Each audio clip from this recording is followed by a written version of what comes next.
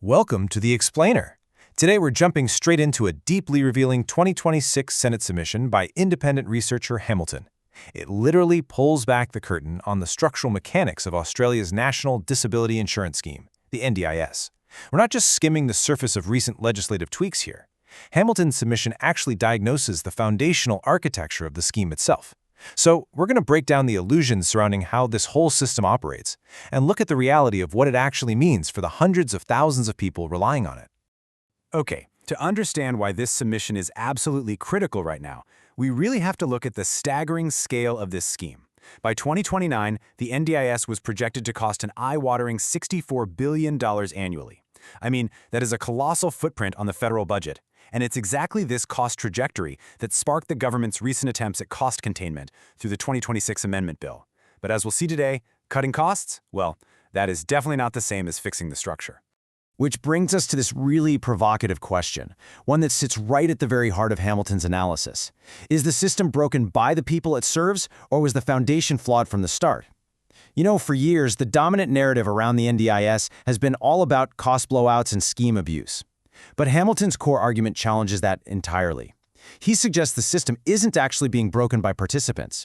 Instead, the scheme suffers from a profound structural failure that was literally baked into its design from day one. Let's dive into Section 1, the Desert Lifeboat, how an insurance pool became the only safety net. So, the NDIS was originally designed to be a top-tier insurance pool for those with permanent, significant disabilities. But here's what happened. As other state and community programs were severely underfunded or just collapsed entirely, the NDIS became the only option. It became a lifeboat in the desert. And you can clearly see the massive scale of this lifeboat effect right here. Over just 5 years, the scheme saw an 85% growth in participants. We're talking nearly 740,000 people by 2025. Families with kids presenting lower needs developmental delays entered the scheme simply because, well, early intervention supports just didn't exist outside of it.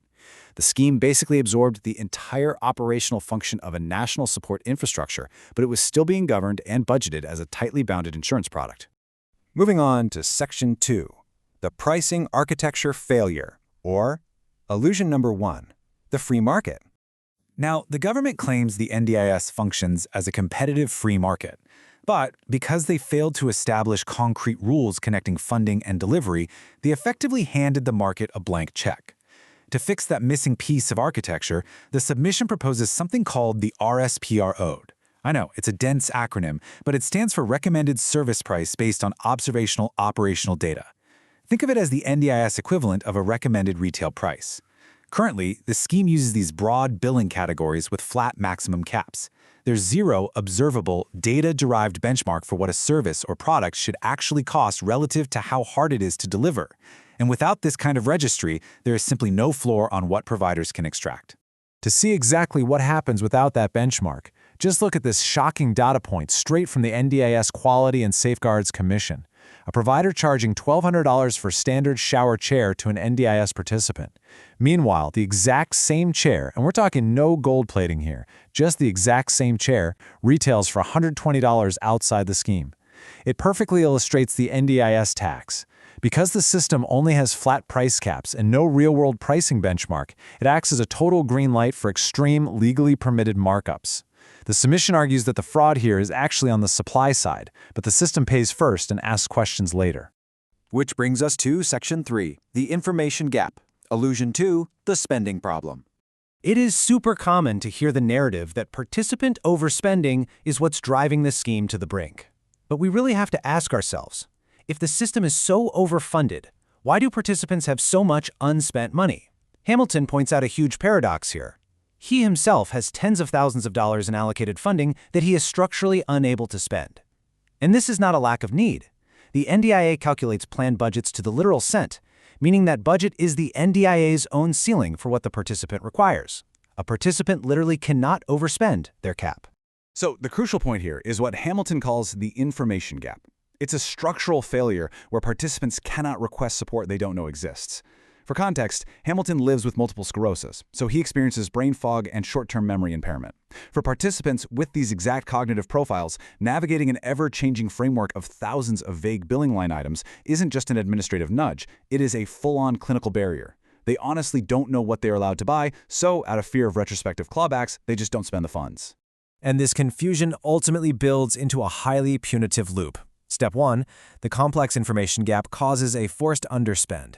Step 2, that unspent money rolls over and gets recorded by the system. Then, Step 3, at the very next plan renewal, the NDIA uses that aggregate underspend as evidence that the participant's previous allocation was too high in the first place and their future budget gets cut. So participants are fundamentally punished with budget cuts simply because the system was too unmapped for them to navigate. All right, Section 4, the employer fiction. Illusion 3, the private sector.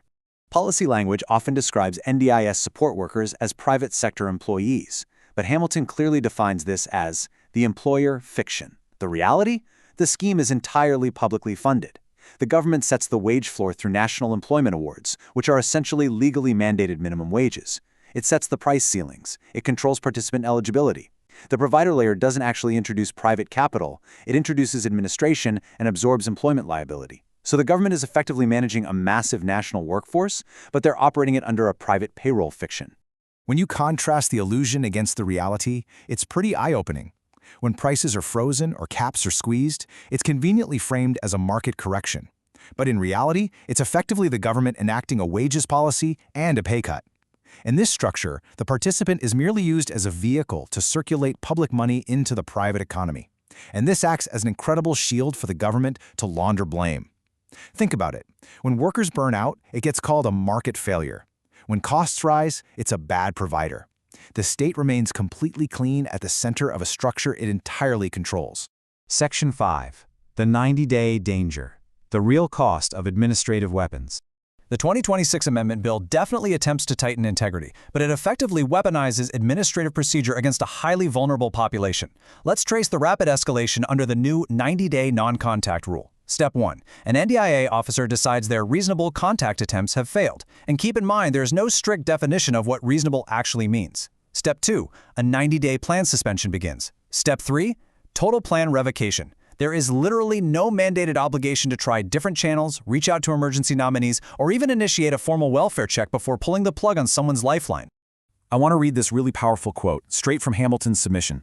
If the NDIA cannot contact you, they stop your support. If your support stops, the reason they could not contact you gets worse. That is not a safeguard, that's structural neglect. For a person with severe cognitive, psychosocial, or physical impairments, 90 days of silence is a signal of escalating crisis. Treating it as a mere administrative failure that warrants ejection from the scheme is incredibly dangerous. Let's look at Section 6. Fixing the foundation. Engineering a sustainable system. Hamilton isn't just pointing out flaws here. He's offering a specific, forward-looking blueprint to finally build the scheme's missing architecture. Here's a quick summary of his actionable asks. First, implement that RSP-OD price registry to shift the burden of proof to providers before payment, basically killing the NDIS tax. Second, create condition-linked product tools so participants actually know what they can buy, which closes that information gap. Third, acknowledge the employer fiction and govern the workforce honestly. Fourth, mandate rigorous welfare checks before any plan revocation. And finally, rather than offloading lower-needs participants to unfunded state programs, institute a unified tiered access model calibrated to need. So we'll end this explainer with a lingering question for you to think about.